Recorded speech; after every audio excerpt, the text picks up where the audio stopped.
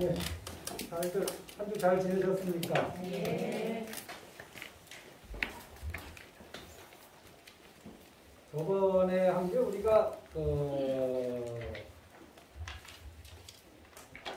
법회 인유분하고 선형기청분하고 대승정종분 조금 하다 말았죠? 마지막 줄 남았죠? 그 정종분 할 때 그 정종이 우리 정종사입니다. 그 집안에 보면은 부모님이 자식한테 이렇게 했으면 좋겠다 하는 걸 뭐라 하나요? 가훈. 이제 조계종 이러면 이제 종지라 그러죠. 네. 이 종이 이제 근본이 되면서도 가장 으뜸이 되는 것 이런 뜻입니다. 이 종이란 뜻이 네. 정자는 바르다. 그러니까 바른 종지 이렇게 생각하시면 될 거예요. 우리 정종사를. 네, 정종분도 마찬가지고.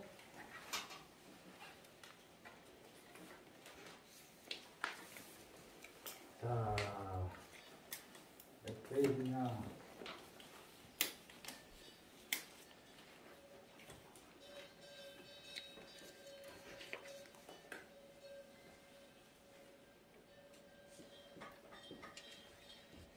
우리심을 낸 사람은 현장 스님이 누구냐 하면은 이제 손오공에 나오는 그 삼장법사가 그 현장 스님의 모델입니다. 그래서 현장 스님이 중국 스님인데 인도까지 가셔서 그쪽 나란다 대학, 인도 나란다 대학에서 공부하시면서 인도말을 배우시고 그래서 다시 중국으로 와서 이제 많은 경전을 번역하셨죠. 그리고 구마라지 우리가 지금 보고 있는 이 구마라지 스님이 번역한 건데 구마라지 스님은 거꾸로 저쪽 서역 쪽에서 중국으로 넘어오신 중국 스님이 아니에요. 이거 번역하신 분은. 그래서 구마라지 스님이 중국에 와서 보니까 중국 사람들은 글이 번잡한 걸 싫어해. 그래서 축소하고 축약해서 번역하고 중국 사람에 맞춰서. 현장 스님은 인도에 가니까 인도에 그 경전이 남아있는 거를 한 글자도 빠지지 않고 다 번역해야 되겠다는 그런 사명감이 있잖아요. 자기가 여기까지 왔는데. 그러니까 현장 스님 번역본은 뭐 예를 들면은 우리가 부처님께 기회합니다 딱 해놓고 구마라지 스님은 어떻게 하냐 가로쳐놓고 예를 들면은 3번 이렇게 현장 스님은 부처님께 기회합니다 부처님께 기회합니다 부처님께 기회합니다 이렇게 이제 번역하시는 거예요. 그러니까 있는 그대로 번역한 게 이제 현장 스님이고 좀 축약하고 중국 사람들 그 성향에 맞춰서 좀 축약해서 번역한 게 이제 구마라지 스님이다. 그거는 이제 구마라지 스님은 중국에서 와갖고 중국 사람들 성품을 보고 그렇게 번역하신 거고 현장 스님은 중국 사람인데 인도 가서 경전을 보니까 좀 틀려. 그 전에 번역된 거. 그래서 있는 그대로 번역하신 거예요. 그래 이 금강경에 나오는 말 중에 이 상이 제일 많이 나오죠. 요 구마라지 스님은 무주상 모시고 할 때 이 상을 요 모양상을 썼어요. 그리고 현장 스님은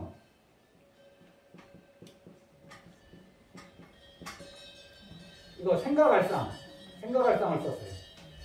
같아요. 뜻이 똑같아. 같은 인도말을 구마라지 스님은 인도 사람인데 이걸로 번역하고 중국 분은 인도 갔다 와서 이걸로 번역한 거예요. 같아요. 요거는 근데 우리가 흔히 얘기할 때 이게 모양이고 요거는 인식. 인식이 굳어지면 어떻게 돼요? 무엇을 우리가 인식한 것이 굳어지면 간념이 되잖아요. 그 요 앞에다 간념 앞에 두 글자 또 붙죠. 고정간념. 이 상이 뭐냐면 나무목에다가 눈목자인데 이건 실제로 눈으로 어떤 걸 딱 봤을 때 보이는 거 형상을 얘기하는 거예요. 그래서 모양이에요. 모양. 눈으로 딱 뭘 봤을 때 보이잖아요. 이 테이블의 모양이 보이잖아요. 이걸 그냥 상이라고 그러는 거예요. 그런데 집에 가서 요거를 생각할 수 있잖아요. 상상할 수 있잖아. 머릿속에서.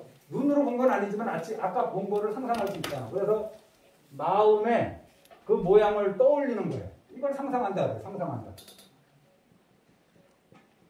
어?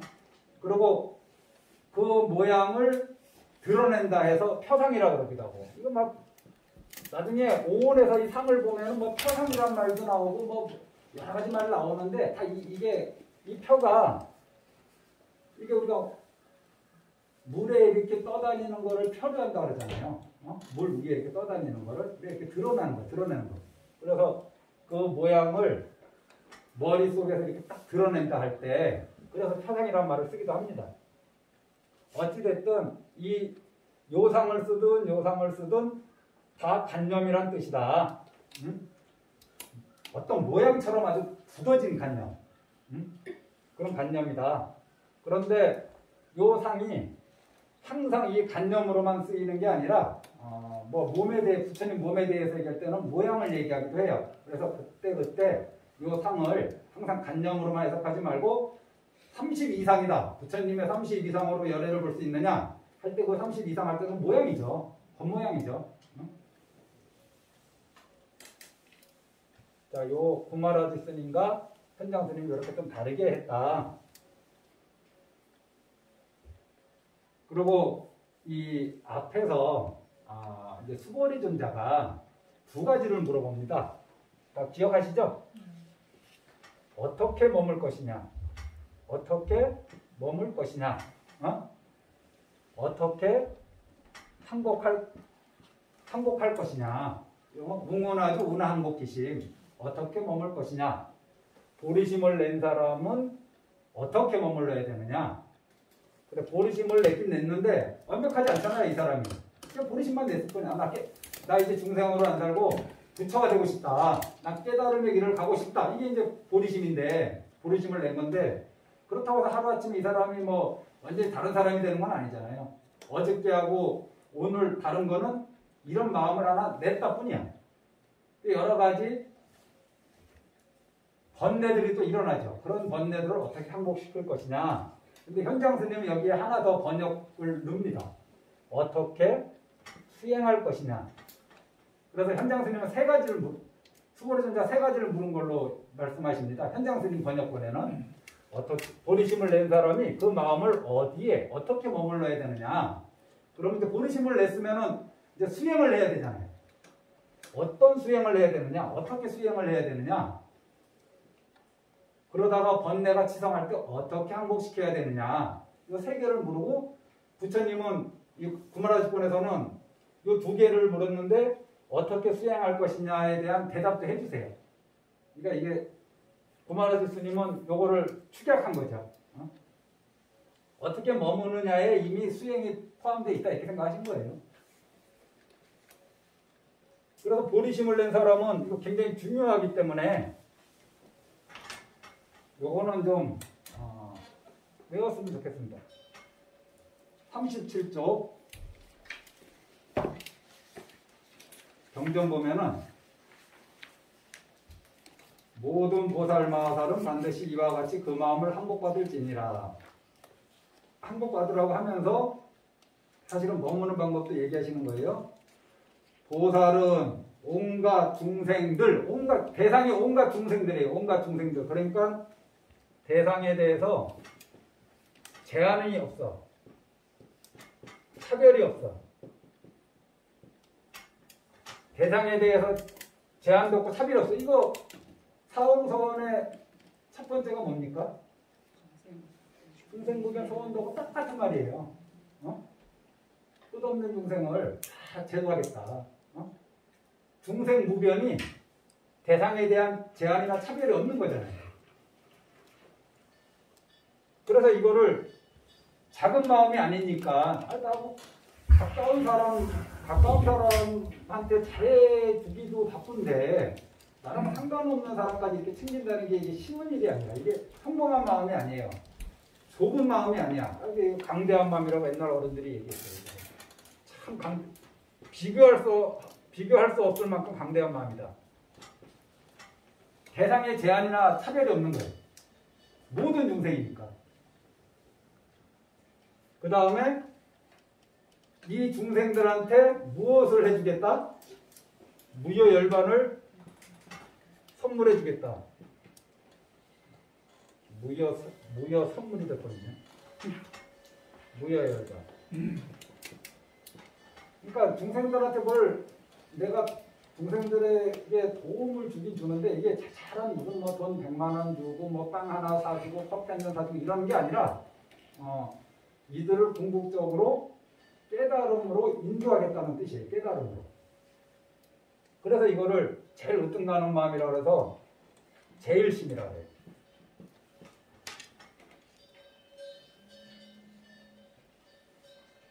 이런 아래에서 태어나고 뭐 태에서 태어나고 쭉 있다가 끝에 가면은 모두 무여열반에 들게 하여 제도하겠다 이런 말이 있잖아요. 이 경전에 이게 이제 제일심이에요. 이 부분이 모든 중생은 강대한 마음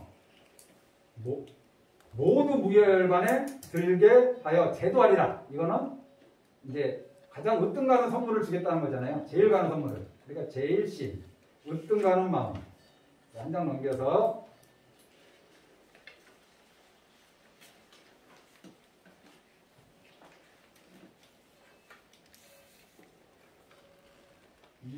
저희 39쪽 이와 같이 한량없고 헤아릴 수 없고 가없는 중생들을 제도한다.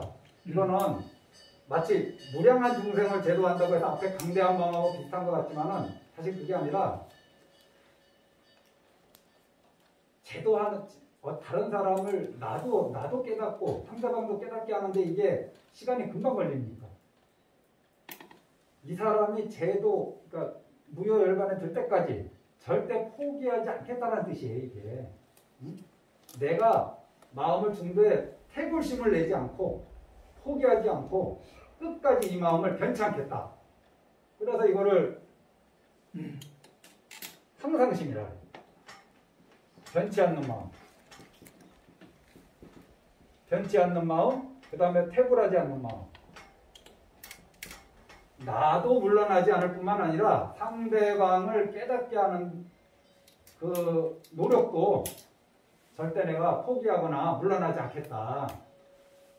무여열반 깨닫게 할 때까지 계속하겠다 이 뜻이에요. 그래서 모양은 무량한 중생들을 제도하겠다 해서 마치 무슨 양을 얘기하는 것 같지만 사실은 이게 시간이다. 제가 그래서 저번 시간에 시간이라고 말씀드린 것 같아요. 그런데 이렇게 하고 나서 누가 이제 제도됐어. 그래도 제도했다는 그런 생각이 없어요. 제도했다는 생각이 없어요. 왜냐하면 이 생각이 있으면은 아상, 인상, 중생상, 수자상이 있게 되는 거예요. 그래서 이거는 전도되지 않았다. 전도되지 않은 마음이다. 이렇게 얘기한 거예요. 이게 보릿이 깨닫겠다고 마음을 낸 사람들이 이렇게 머물러야 되는 거예요. 그러면 여기에서 이제 이런 마음에서 벗어나면은 그 마음을 항복시키면 되는 거죠. 예를 들면 이제 보릿심 낸 이가 보시를 한단 말이에요. 보시를 하는데 지금은 여애라는 한 비구랑 인연이 있어서 내가 여애 스님한테 무엇을 보시할 수 있어. 하지만은 그거는 모양이고 그 보시하는 사람 마음속에 나 이 세상에 다른 스님 할 필요 없어. 우리 스님이 최고야. 이러면은 대상에 대한 제한과 차별이 걸리는 거잖아요. 그런데 지금은 내가 정종사를 아니고 여애 스님을 아니까 여애 스님한테 보시하되 내 마음에는 보시 대상에 대해서 제한이나 차별심을 갖지 않겠다. 이게 보시하는 사람이 머물러야 될 마음이에요. 우리 스님한테 내가 뭐 백중기도 끝나고 나면 보살님들이 가끔 가다 뭐 봉투 하나씩 갖다 주는데 나는 30만원, 지도 스님은 10만원. 그럼 내가 어떻게 해요? 뭐 얻었어요? 10만원. 그럼 내가 이제 30만원에서 10만원 빼갖고 이거 불자님들이 드리는 거라고 그러니까 똑같이 20만원씩 나눠갖기도 하는데 어찌됐든 보시하는 분들은 불자님들은 그런 마음이 들 때 그런 마음을 항복시켜야 됩니다. 또 내가 보시하는 목적이 뭐냐? 나도 깨닫고 상대방도 깨닫게 하는 게 목적이어야 돼. 다른 자기의 이익을 위해서 보시하거나 자기의 명예를 위해서 보시하거나 칭찬을 받기 위해서 보시하거나 이런 보시가 아니라 자기 만족을 위해서 보시하거나 이런 게 아니라 나도 깨닫고 상대방도 깨닫게 하는 그런 목적을 두고서 보시해라. 그 보시를 이거 나 이만큼 했으니 됐겠지. 또 이만한 양을 했으니 됐겠지. 이런 게 아니라 보시를 언제까지 한다? 나도 깨닫고 상대방도 깨달을 때까지. 보시를 하겠다는 이 마음을 변치 않고 보시하겠다는 이 마음에서 물러나지 않는 거예요. 응? 그래서 이제 그만해야지 하는 마음이 들면 그 마음 어떻게 해야 돼요? 선복시켜야죠. 이제 그만해야지. 이만하면 됐지. 30년 동안 보시했는데. 그리고 마지막에 뭐예요? 보시했다는 생각이 없는 거예요. 보시했다는 생각이 없는 거예요. 내가 얼마 보시했는데, 내가 누구한테 보시했는데, 이런 생각을 가지면 뭐가 있는 거라고요? 아상, 인상, 중생상, 수자상이 있는 거예요. 다른 것도 마찬가지예요. 내가 자해관을 한 번씩 꼭 하라고 말씀드리잖아요. 보리심을 낸 수보리존자가 이 자해관을 닦은 분인데, 기원정사에서 이 청년 수보리가 와서 부처님 법문을 듣고 이 무의미한 세속생활 그만하구나, 출가해야겠다. 출가했어. 그 다음에 이제 자해관을 닦는단 말이에요. 자해관의 그 대상은 자기 가족만 자해관하는 사람이 있어. 네? 그런 건 진정한 자해관이 아니에요. 자해관의 대상은 제한이나 차별을 두면 안 돼요. 그래서 제가 그 처음에 설명할 때 자기부터 시작해서 직장 동료, 그 다음에 내가 얼굴만 아는 사람, 양산시에 사는 사람, 경남도에 사는 사람, 대한민국에 사는, 이게 넓혀 나가라 하잖아요. 그 대상에, 자해관을 할 때 대상에 제한이나 차별을 두면 안 돼. 차별을 두려고 하는 마음이 생기면은 그 마음을 항복시키고. 내가 자해관을 하는 목적이 뭐냐? 아들에 대한 자해관을 하는데 그 목적이 시험 합격이나 취업이나 결혼 이런 걸 목적으로 두고 하는 분들이 있어요. 실제로 있습니다. 거기다 목적을 두지 말고 내가 자해관을 하는 목적이 뭐냐? 깨닫기 위해서. 나도 깨닫고 내 아들도 깨닫게 하기 위해서. 나도 깨닫고 내 이웃도 깨닫게 하기 위해서. 이게 자해관을 하는 거죠. 자해관을 하다 말고 뭘 하라 그러면 처음에 그 말 듣고 그냥 해. 한 일주일 하면은 자해관에도 별로 바뀌는 것도 없고 해도 이제 민승기 처음에 감동 사라지고 민승기승하고 그러니까 그만할까 라는 생각도 하기 전에 이미 그만해버려. 그래서 항상 하는 마음이 떨어질 때 이제 그만하고 싶다, 이제 그만하고 싶다는 마음이 들 때 그 마음을 항복시켜야죠. 자해관을 하는 사람은. 그리고 내가 자해관을 한다는 그런 생각도 없어야죠. 내가 당신을 위해서 자해관하는데, 내가 우리 아들을 위해서 자해관하는데, 그러면서 노트 내가 자해관 쓴 거 한 10번 보여줄게. 부담 팍 되게. 내가 너를 위해서 지금까지 자해관한 거야. 그런데 어찌 나한테 이럴 수 있어? 어찌 그렇게 나를 존중하지 않을 수 있어? 또는 어찌 나의 뜻을 이렇게 어길 수 있어? 이렇게 나올 수 있잖아요. 그럼 뭐가 있다? 아상, 인상, 중생상, 수자상이 있는 거예요. 보리심을 낸 이가 깨달음을 이루는데 보시 하나 갖고도 깨달음을 이룰 수 있다. 이게 금강경의 가르침 중에 하나거든요. 대상에 대한 제한이나 차별심이 생기면은 그 마음 내려놓고 보시를 멈추면 안 돼. 보시를 하면서 이런 경계가 나타났을 때 그 마음을 행복시키라는 거죠. 그리고 보시의 목적이 무효열반이고 보시를 이제 그만해야지. 뭐 하는데 내가 대동 50만 원 달았으니 이제 정경사에 보시 그만해야지. 이런 마음이 깨달음을 장애하고 보시하고자 하는 그 선한 마음을 장애하는 거예요. 그럼 보시했다는 생각을 없애는 거죠. 또 봉사도 마찬가지죠. 보리심을 내니까 봉사로서 자기 수행상을 할 수 있잖아요. 봉사하는데 지금은 정동사랑 인연이 돼서 정동사에 와서 봉사하죠. 그런데 혹 다른 데에서 좀 아까부터 좀 도와줄 수 있어 그러면은 난 정동사 신도인데 뭐 다른 절에 스님이 뭐 좀 해줄 수 있어 그러면 아니 나 정동사 신도인데 이거 알면 여회 스님이 기분 나빠하지 않을까? 뭐 이런 거 희한한 생각을 하면서 대상에 대해서 제한과 차별을 두는 거예요. 스스로 자기가 그냥 문을 닫아버리는 거예요. 봉사의 대상에 제한과 차별을 두고 봉사의 목적이 뭐냐? 시간 남아서 내가 행복하기 위해서 뭐 이런 게 아니라 깨달음을 위해서 봉사하고 아이고 봉사 한 5년 했는데 이제 지친다. 그럼 그만하고 싶다. 그럴 때 그 마음을 항복시키고 계속 봉사를 이어나가는 거 그게 항상심이거든요. 그리고 뭐 해야 된다? 봉사했다는 생각이 없어야 돼요. 내가 봉사했다는 생각이. 그래야지 봉사했다는 생각이 있으면 뭐가 되는 겁니까? 금강경에 논법들어면 아상, 인상, 중생상, 수자상이 있게 되는 거예요. 보리심을 내니가 불교에서 신행생활하면서 하는 게 얼마나 많아요. 보리심을 내니가 나는 다른 사람처럼 뭐 근사하게 이런 걸 안 하고 나는 그냥 다른 사람이 먹다 남긴 그릇이나 설거지하면서 이걸로 내 신행생활을 삼으리라 설거지를 해. 보리심을 내니까 아이고 주지 스님 그릇 내가 닦아야지.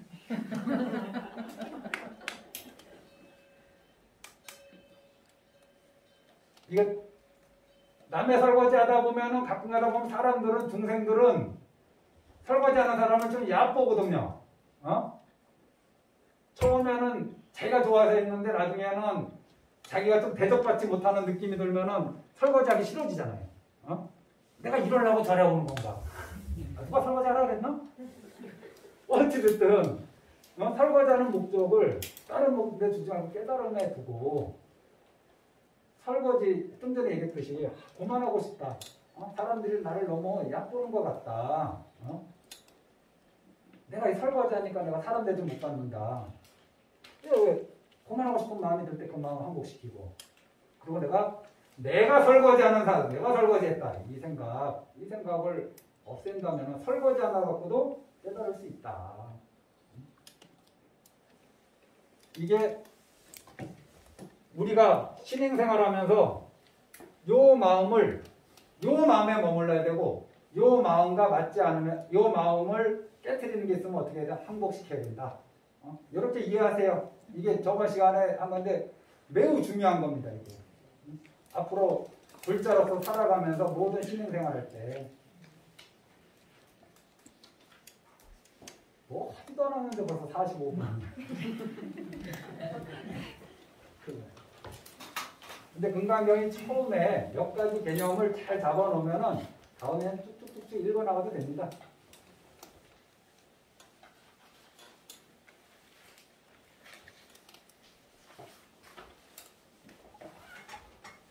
네, 여기에 보면은 아상,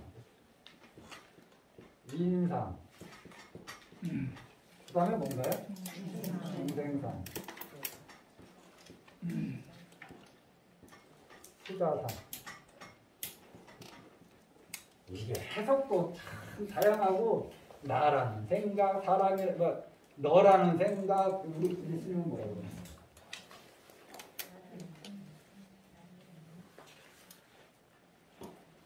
42쪽 보세요. 42쪽 중간 단락 보면은 42쪽 중간 단락 보면 뭐라고 했냐면 나라고 하는 상, 남이라고 하는 차별의식, 뭐 중생이다 하는 열등의식 이렇게 보시잖아요. 그래 이렇게 보기도 하고 뭐 다르게 보기도 하고 이게 해석이 참 천차만별이에요. 이게 이제 인도 당시에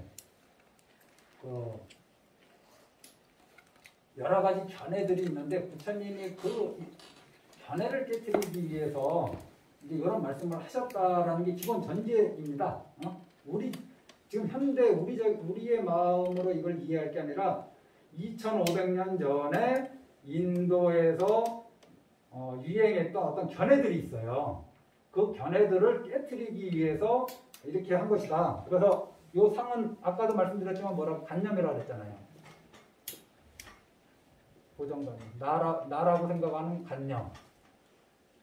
뭐 인이라고 생각하는 관념. 중생이라는 관념. 수자라는 관념. 이런 건데 불교가 한 번만 정리해 놓으면 어렵지 않은데 이게 정리가 되지 않으면 굉장히 힘든 이유 중 불교가 힘든 이유 중에 하나가 뭐냐면은 한 단어가 여기에서는 이렇게 쓰이고 저기에서는 저런 뜻으로 쓰인다는 거예요. 예를 들면은 이 아상할 때 이 아 이거는 나를 얘기하잖아요. 나잖아. 그럼 나를 제외한 나머지를 뭐라 그래요? 불교에서 나를 제외한 남을 뭐라 그러겠어요? 나는 이거 주관이잖아요. 그럼 객관 세계를 뭐라고 불러요? 법이라고 그래요.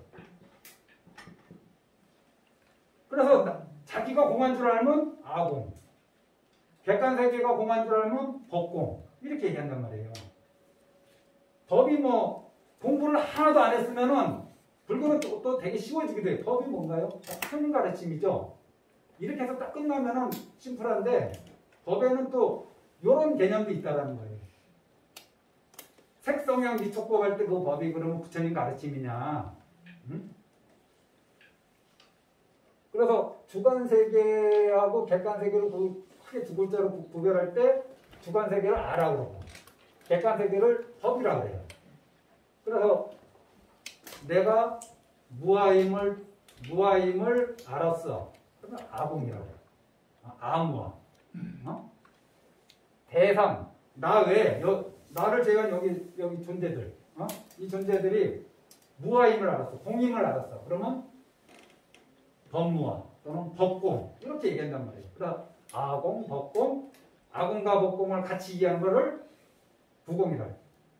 이걸 삼공이라고도 얘기하는데 거기까지는 갈 거 없고 어찌됐든 이럴 때 요 안은 나를 얘기하는 나를, 나 외에 다른 사람을 얘기하는 게 아니에요. 나 외에 다른 사람을 나를 얘기하는 거다. 지금 이 아의 특징이 뭐냐? 인도 당시에 제가 인도 당시의 상황으로 이 사상을 한번 설명해 드리고 이거 되게 어렵습니다. 제가 설명을 잘 해낼 자신이 잘 없어요. 하여튼 들어보시고 또 중국 스님들이 이 사상을 해석한 방법을 또 제시할게요. 저번 금강경 4년 전에 할 때는 중국 스님들이 이해한 사상에 대해서만 설명드렸고 번잡하니까 이번에는 이제 인도 당시의 상황. 사람들이 두 가지 견해가 있는데 하나는 단견이 있고 하나는 상견이 있어요. 단견은 뭐냐면은 이번 생에 내가 이렇게 살다가 죽으면 모든 게 끝난다. 모든 게 끝난다. 내생 없어. 전생 없어. 그냥 이번 생만 있는 거예요. 이번 생에 살다가 죽으면은 단멸한다. 소멸된다. 이게 단견이에요. 상견은 뭐냐?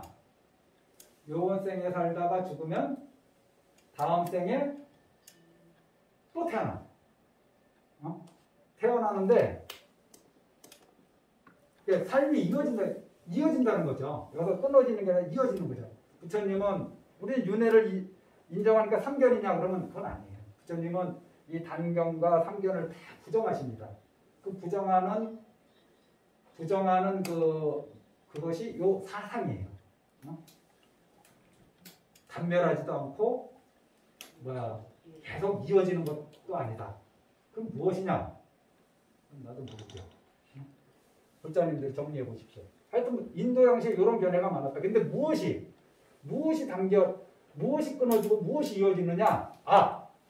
이 아가 다른 게 뭐 끊어지고 다른 게 이어지는 게 아니라 요 아가 요거를 인도 말로 하면 아트만이라고 해요.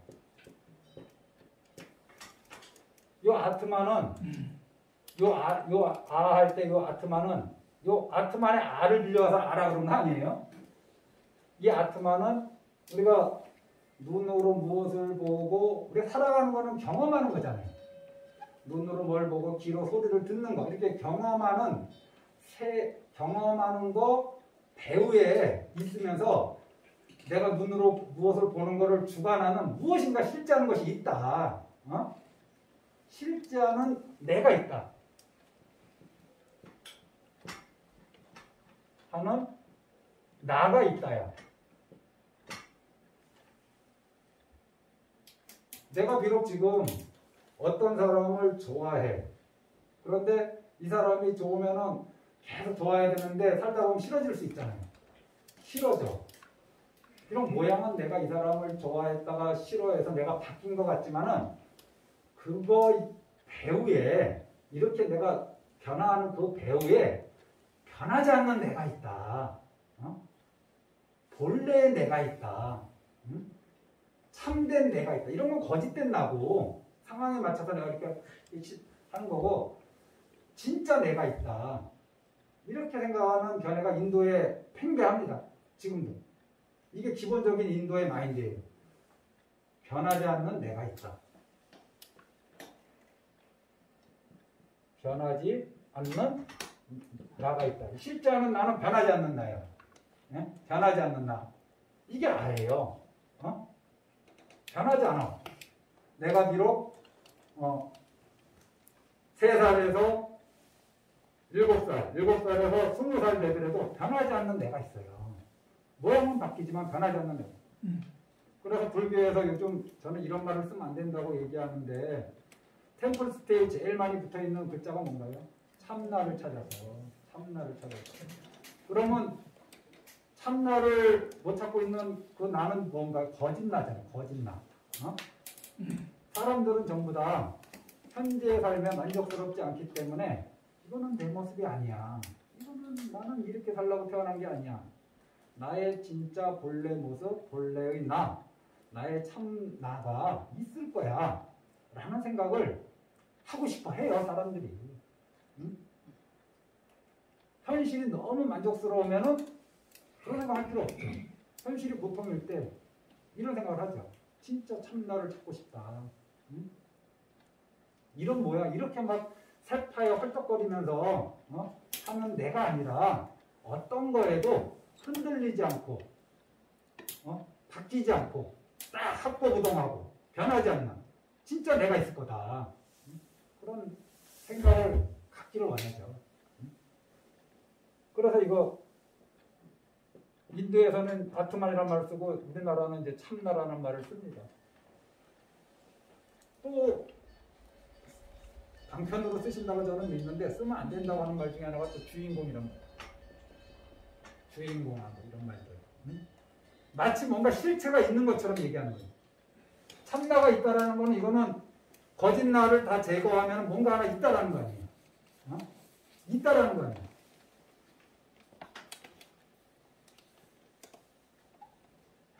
이런 거는 저는 불교에서 쓰면 안 된다고 생각을 해요. 그래서 참나를 찾아서 템플스테이 하는 게 아니라 무아임을 아는 템플스테이. 이렇게 저는 제목을 달기를 권유하고 싶죠. 어찌됐든 이 안은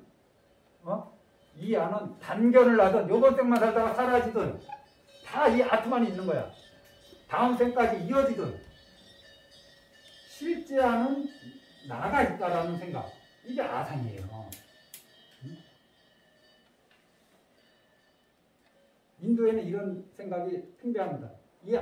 이 아트만이 나중에 이제 삼천대천세계에서 제가 한번 말씀드릴 제 소선천에 보면 대범천이 있는데 대범천의 우두머리가 범왕이에요. 범왕이라 해요. 우리 불교에 많이 나오는 천신이 누가 있냐면은 재석, 그 다음에 범왕. 부처님 깨닫고 나서 부처님이 이 깊은 도를 누가 알겠노? 그냥 열반에 들어야겠다 할 때 누가 나와서 범왕이 나와서 법문하기를 청한단 말이에요. 그때 이 범왕이 이 범왕을 이 범과 이 아가 하나가 되면은 깨달음이라 돼. 인도에서는. 이 브라만교에서는. 그래서 범아이르라 돼. 범아이르. 거짓된 내가 아니라 실제하는 나, 이 경험하는 이 세계 배후에 있으면서 실제하는 나, 변하지 않는 나 그거를 발견하면은 이 범아이르가 되는 거예요. 인도 사람도 이렇게 생각한단 말이에요. 마치 우리가 이 세파에 찌들리고 뭐하고 하는 거를 다 내가 아니라고 생각되는 거를 다 제거했을 때 뭔가 남지 않겠나. 이거는 나의 모습이 아니야 하는 거 하나 제거하고, 이거는 나의 모습이 아니야 하나 제거하고, 제거해서 다 제거했을 때 뭔가 하나 남지 않겠냐. 어? 그것이 진짜나 참나가 아니겠냐. 어? 그거 이론하고 똑같아요. 그러면은 이제 아상 됐죠? 어? 이 아상만 이해하면 나머지는 좀 쉽게 이해됩니다. 이 인상이 뭐냐면은 이게 사람 인자를 쓰는데 사람이다 뭐 이런 뜻이 아니라 이 아트마는 이 아의 특징이 제가 변하지 않는 실제하는 나 변하지 않는데 이거 동일성을 얘기하거든요. 동일성. 동일하다는 거는 바뀌지 않는다는 거예요. 동일하다는 건 바뀌지 않는 거예요. 내가 다음 생에 가더라도 바뀌지 않아. 4살과 80살이 바뀌지 않는 것이 있어. 모양은 바뀌지만 바뀌지 않는 것이 있어. 동일해. 이렇게 생각하는 거. 이게 아의 특징이야. 그런데 나도 아트만이 있어. 그럼 보살님은 아트만이 없겠어요? 어? 있다고 생각하면 왜 그래? 인도에서는 나도 아트만이 있고 다른 사람도 아트만이 있겠죠. 나만 있겠네 이 세상에.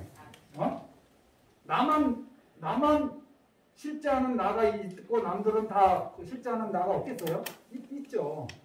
그런데 왜 이렇게 다를까? 우리는 업보에 따라서 자기가 지금 과거에 따라 이렇게 다른 모양이라지만은 왜 이렇게 다를까? 그럴 때 다른 사람과 구별되는 8시 다른 사람과 구별되는 나만의 무엇? 다른 사람과 구별되는 나만의 아트만, 나의 그거 있잖아요. 그걸 개아라 그래요. 그걸 개아. 개별적인 아라 그래서. 응? 이게 다른 사람과 나도 아트만이 있어. 우리 거사님도 아트만이 있고 인도 사람 우리가 인도 사람이라고 생각했을 때 그런데 왜 이렇게 다른가? 어? 나는 나의 아트만이 있고 거사님은 아트만이 있는 거예요. 어? 하지만은 이게 다른 건 남을 생각하는 거는 이 아상의 견해가 아니에요. 자기 중심적으로. 근데 그래 내가 다른 사람하고 다른 나만의 아가 있어. 그런데 이 아의 특징이 뭘까? 동일성. 그래서 과거의 나와 현재의 내가 동일하다야. 어? 내가 다른 사람하고는 다른데 내 자신만 놓고 봤을 때 과거의 나와 현재의 내가 같다. 4살 때 나와 지금 50이 넘은 내가 같다. 이게 다르면 다른 사람이 된 거잖아요, 내가. 내가 전혀 다른 사람이 된 거잖아요. 그런데 다르다고 생각 안 하는 거예요. 같다. 그러면 이게 또 확정되면은 나는 이 모양 그대로 다음에 천국에 가면 어떻게 하느냐? 이 모습으로 천국 간다고 생각을 해요. 집에서 부모님 제사 지내는 분. 어른들이 오셔서 밥 자실 때 어떤 모습으로 오실 것 같아요? 생전 마지막 모습으로 오실 것 같죠? 그게 인상이에요. 동일하다고 우리가 그냥 생각해 버리는 거야. 응? 동일하다고. 살아가면서도 이만큼 바뀌었는데 죽은 다음에 안 바뀌겠어요? 근데 우리는 내가 저희 어머니를 생각할 때도 마지막 그 모습. 그래서 20살 때 아이를 잃은 엄마가 아이 제사상을 차려놓으면 20살 때 내가 와서 밥 먹는 거고. 어? 부모님이 60살에 가셨으면 60살 된 부모님이 와서 밥을 드신다고 생각하는 거죠. 이분이 지옥에 가도 그 몸 그대로 갔을 것 같고 이분이 천당에 가도 그 얼굴 그대로 천당에 갔을 거다. 응? 옛날에 내가 어떤 분의 권유로 내가 넷플릭스에 잠시 빠져갖고 도깨비를 봤는데 도깨비가 그러니까 저승사자가 있대요. 저승사자가 있는데 딱 사람이 죽으면 오면 인도하는데 생애 마지막 모습으로 오더라고. 그 모습으로 천국 가고 그 모습으로 지옥 가는 거예요.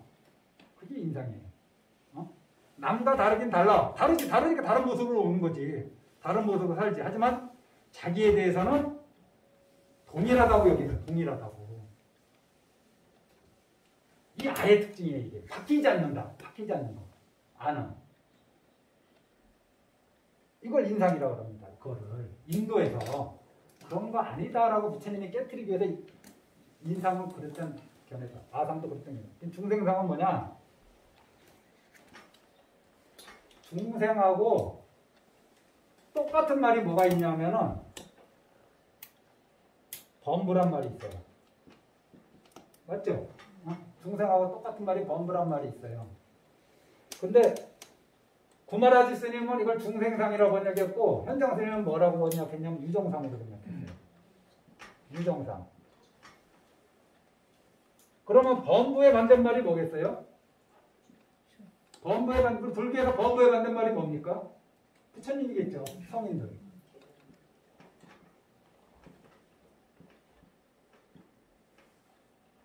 유정의 반대말이 뭐겠어요, 여러분? 무정물. 무정이겠죠. 이 유정은 뭐냐? 있을류에다가 뜻정자야. 이게 생각이 있는 거야. 생각이 있는 존재. 아라는 것이, 아트만이라는 것이 돌빼기에 있는 건 아니거든. 아라는 것이 저 나무에 있는 게 아니거든요. 땅에 있거나 구름에 있거나 그러지 않거든요. 아는 사람한테 있는 거야. 사람한테. 사람은 사람인데 살아있는 사람한테 있다라고 생각하는 하나의 견해예요. 하나의 견해. 그래서 이 아는 어떤 아냐? 아까는 이 아상은 눈으로 보고 귀로 들으면서 이렇게 경험하는 세계 배후에서 요거를 주제하는 실제하는 내가 있다라고 생각하는 게 이 아상이라면은 이 중생상을 앞으로 공강경 보시는 분들은 인도 당시의 견해를 타파하기 위해서 나온 말이다 생각하는 견해로 공강경을 보실 분들은 중생상 가르쳐 놓고 반드시 유정상이라고 쓰셔야 됩니다. 이 유정상은 뭐냐? 눈으로 보고 귀로 듣는 이것이 바로 나다.